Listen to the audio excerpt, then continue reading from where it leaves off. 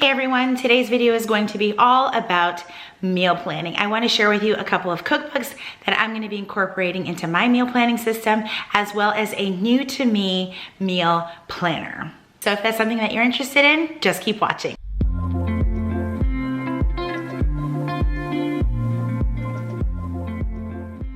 If you are new around here, I am Julie of Julie's Plans.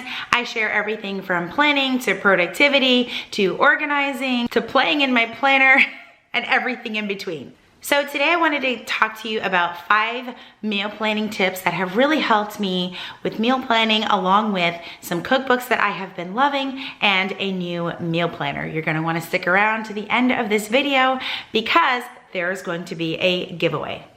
In other words, I accidentally ordered 2 meal planners and I don't need 2 meal planners. All right, let's jump right into it. So meal planning can be a little bit overwhelming, but it absolutely doesn't have to be. Using these 5 steps, I'm sure it's gonna help you in your meal planning journey and maybe kind of give you a little bit of a refresh if you already have a meal plan and you're just kind of in a rut and you just need some helpful tips and advice to get you back into the swing of things. So step 1 is keep it simple.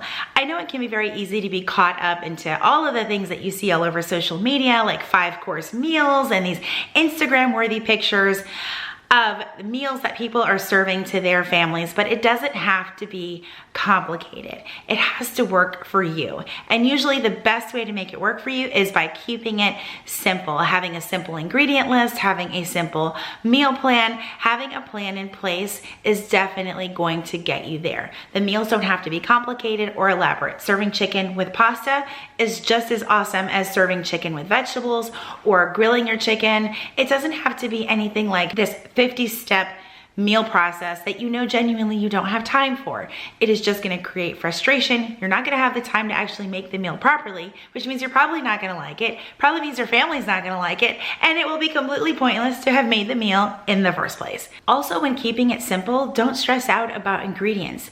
For example, if you're having spaghetti and you can't make spaghetti sauce from scratch, that is okay. Do what you can with what you have and keep it simple. Next tip is huge. It is inventory. You absolutely need to know what you have. What I like to do in my family is on Thursdays, I typically do a sweep of my fridge and my pantry. And the reason why I do that is because our trash day is on Friday. So if there's any food that has spoiled or expired, I have the opportunity to just bag it up and take it out to the trash. Aside from that, you need to be able to know what you actually have left after you do that sort of clean out and get rid of all of the stuff. You need to know what ingredients you have on hand. This will give you a good baseline for the ingredients that you always want to have on hand, plus any ingredients you may need to add for specific recipes throughout the week. If you don't do an inventory, you won't know what you have. You'll end up buying multiple things that you don't need, or you will end up starting a recipe in your kitchen and realize you don't have what you need to finish the recipe. So make sure you do your inventory. Next thing is have a meal plan matrix.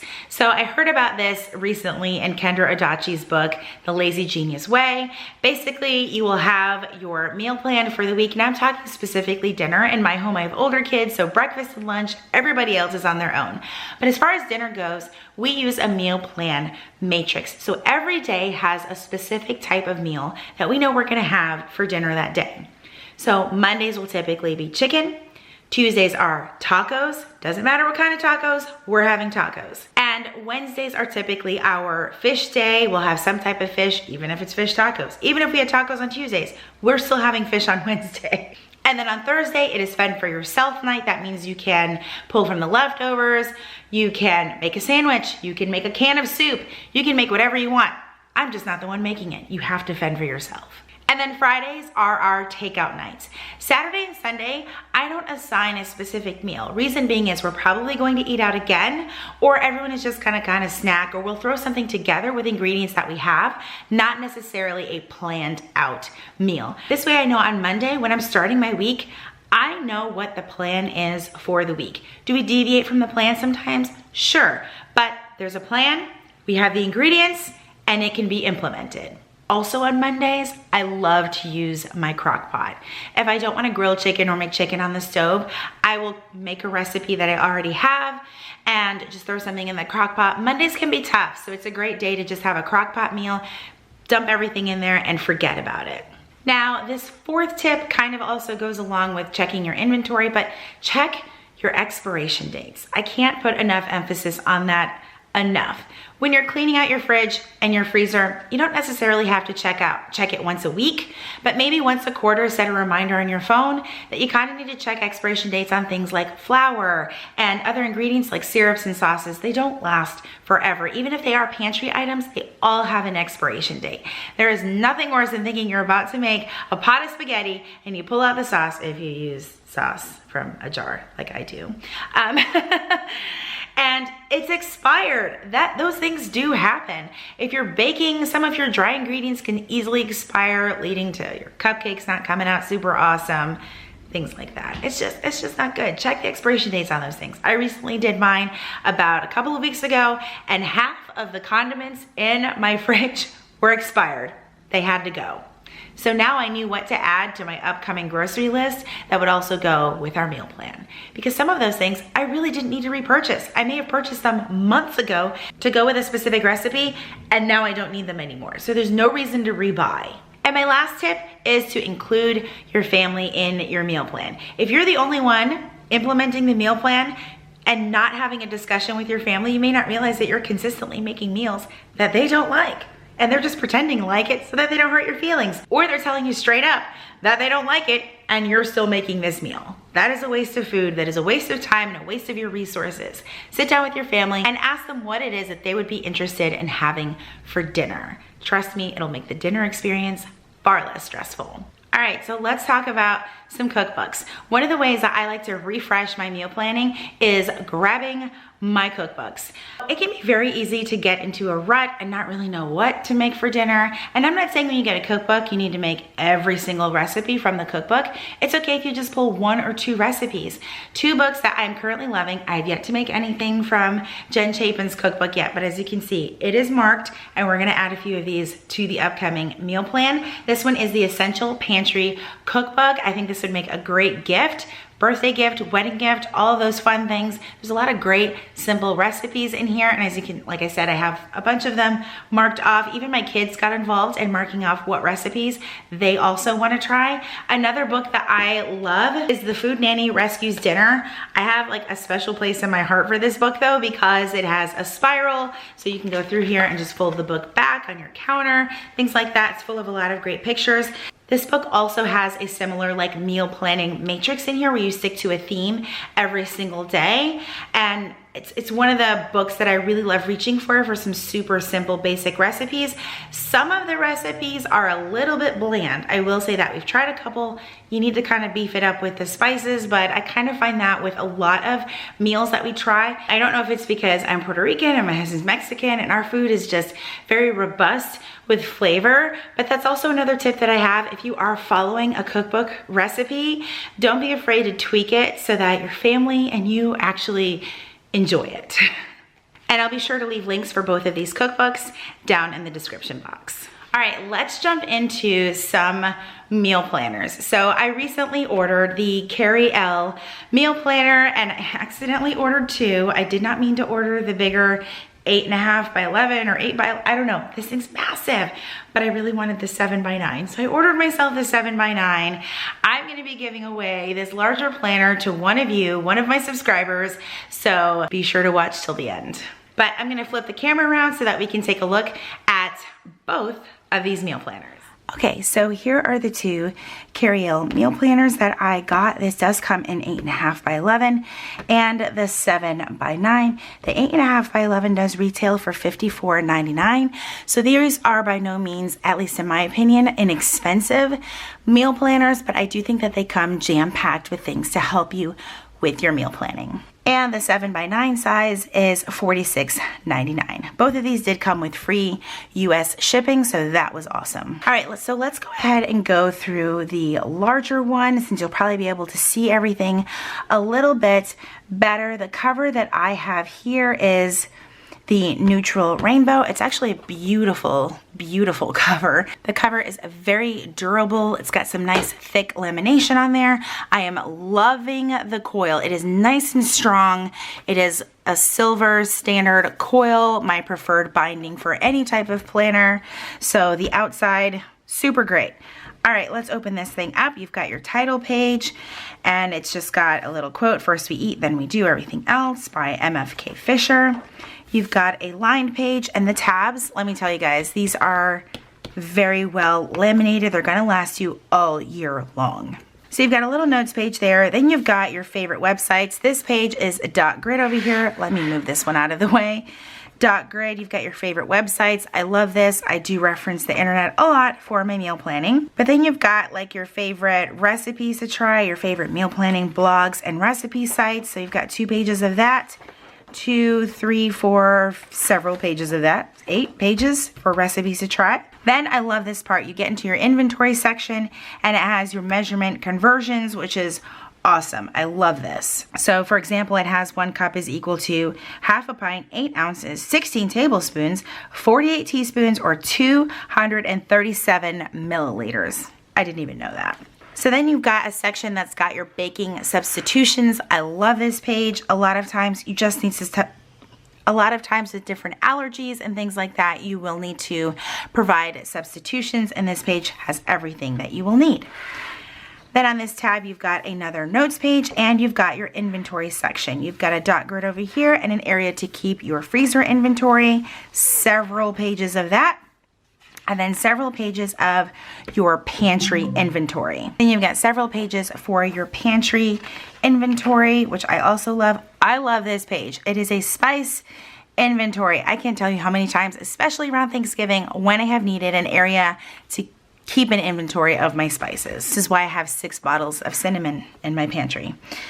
All right, now we get into the meal plan. So again, you have another line page and a dot grid page. The paper in here, I can't find where it says on the website the thickness, but it is very nice. I wouldn't say it's quite as thick as EC paper, but it is very close.